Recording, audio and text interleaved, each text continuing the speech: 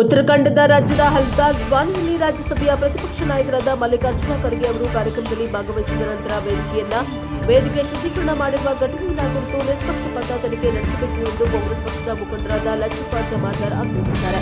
ಹರಿದ್ವಾರದಲ್ಲಿ ನಡೆದ ಘಟನೆಗೆ ಕಾರಣರಾದ ವ್ಯಕ್ತಿಗಳು ಹಾಗೂ ಸಂಘಟನೆಗಳ ವಿರುದ್ಧ ಕಾನೂನುಬದ್ಧ ಘಟನೆಗೆ ಸಂಬಂಧಿಸಿದಂತೆ ಪ್ರಧಾನಮಂತ್ರಿ ನರೇಂದ್ರ ಮೋದಿ ಹಾಗೂ ಬಿಜೆಪಿ ದೇಶವ್ಯಾಪಿ ಕ್ಷಮೆಯಾಚನೆ ಮಾಡಬೇಕು. ಘಟನೆಯ ಹಿಂದೆ ಯಾರಾದರೂ ಸಂಘಟಿತವಾಗಿ ಕಾರ್ಯವನ್ನು ನಿರ್ವಹಿಸಿದರೆ ಅವರ ಪಾತ್ರವನ್ನು ತನಿಖೆ ಮೂಲಕ ಬಹಿರಂಗಪಡಿಸಿ ಕ್ರಮ ಜರುಗಿಸಬೇಕು.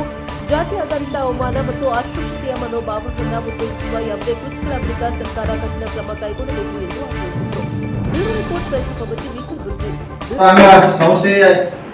ಇವರ ಪ್ರಮುಖ ಮೇಲಿನ ಸಂಸ್ಥೆ RSS ಇರಬಹುದು, ಇವತ್ತು ಬಿಜೆಪಿ ಪಕ್ಷದ ರಾಷ್ಟ್ರೀಯ ನಾಯಕರಿರ್ಬೋದು, ಇವರೆಲ್ಲರೂ ಕೂಡ ಇವತ್ತು ಈ ಶಬ್ದ ನಮಗೆ ಇದಕ್ಕೆ ಘಟನೆಗೆ ಸಂಬಂಧ ಇಲ್ಲ ಎನ್ನುವಂತ ವಿಚಾರವನ್ನ ವ್ಯಕ್ತಪಡಿಸ್ತಾ ಇದ್ದಾರೆ.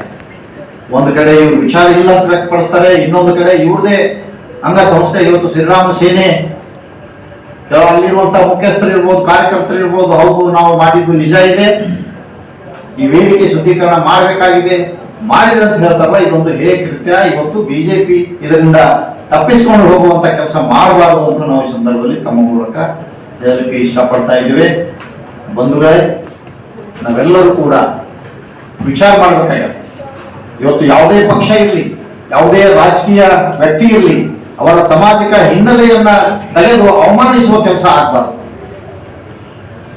ಇವತ್ತು ಯಾವುದೇ ಜಾತಿ, ಯಾವುದೇ ಧರ್ಮ ಇರಲಿ, ಇಲ್ಲಿ ನಾವೆಲ್ಲರೂ ಅಣ್ಣ ತಮ್ಮರಂತೆ ಬಾಳ್ಬೇಕಾಗಿದೆ. ನಾವೆಲ್ಲರೂ ಕೂಡ ಒಂದೇ ತಾಯಿಯ ಮಕ್ಕಳಂತೆ ಈ ದೇಶದ ರಕ್ಷಣೆಗಾಗಿ, ಈ ದೇಶದಲ್ಲಿ ಒಂದು ಸಬಲೀಕರಣಕ್ಕಾಗಿ ನಾವೆಲ್ಲರೂ ಕೂಡ ಇವತ್ತು ಮುಂದೆ ನಡಿಬೇಕಾಗಿದೆ. ಆದರೆ ಇವತ್ತಿನ ವ್ಯವಸ್ಥೆಯನ್ನ ಏನಾಗದಪ್ಪ ಅಂದ್ರೆ ಇದನ್ನ ದಾರಿ ತಪ್ಪಿಸುವಂತ ಕೆಲಸ ನಡೀತಾ ಇದೆ. ಇವತ್ತೇನು ದೆಹಲಿಯಲ್ಲಿ ನಮ್ಮ ಯುವ ಜನತೆ, ಯುವಕರ ಮೇಲೆ, ವಿದ್ಯಾರ್ಥಿಗಳ ಮೇಲೆ ಏನು ಧರಣಿ ಪ್ರತಿಭಟನೆ ಮಾಡುವ ಸಂದರ್ಭದಾಗ ಅಲ್ಲಿ ಕೂಡ ಅವಮಾನವಾಗಿ ನಡೆದ, ಅಲ್ಲಿ ಮನುಷ್ಯತ್ವವನ್ನ ಮರೆತು ಆ ಮಕ್ಕಳ ಮೇಲೆ ಲಾಠಿ ಚಾರ್ಜ್ ಆಗ್ತದೆ, ಆ ಮಕ್ಕಳ ಮೇಲೆ ಹಿಂಸಾಚಾರ ಮಾಡ್ತಾರೆ. ಇದು ಯಾವ ಸಂಸ್ಕೃತಿ ನಮ್ಮ ದೇಶದಲ್ಲಿ ಮುಂದೆ ನಡೀತಾ ಇದೆ ಅನ್ನುವಂಥದ್ದು ನಾವೆಲ್ಲರೂ ವಿಚಾರ ಮಾಡಬೇಕಾಗ್ಯದ. ಇವತ್ತು ಅವ್ರು ಯಾವುದೇ ಪಕ್ಷದಲ್ಲಿ, ಎಲ್ಲಾ ಪಕ್ಷದಲ್ಲಿ ಎಲ್ಲಾ ಜಾತಿಯವರು ಇರ್ತಾರೆ, ಎಲ್ಲ ಧರ್ಮದವರು ಇರ್ತಾರೆ. ಇವತ್ತು ಭಾರತೀಯ ಜನತಾ ಪಕ್ಷದಲ್ಲಿ ಕೂಡ ಎಲ್ಲಾ ಜಾತಿ ಧರ್ಮದವರು ಇದ್ದಾರೆ.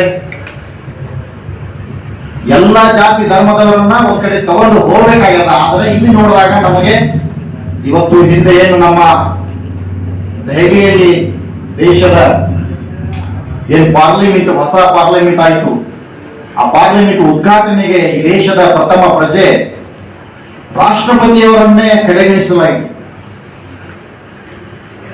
ಅವರಿಗೆ ಆ ಒಂದು ಕಾರ್ಯಕ್ರಮದಲ್ಲಿ ಆಹ್ವಾನ ಕೂಡ ನೀಡಿಲ್ಲ, ಆ ಕಾರ್ಯಕ್ರಮದಲ್ಲಿ ಭಾಗವಹಿಸಲಿಕ್ಕೆ ಅವಕಾಶವನ್ನೇ ಕೊಡಲಿಲ್ಲ. ಆದರೂ ಕೂಡ ನಮ್ದು ಪ್ರಜಾಪ್ರಭುತ್ವ ದೇಶ.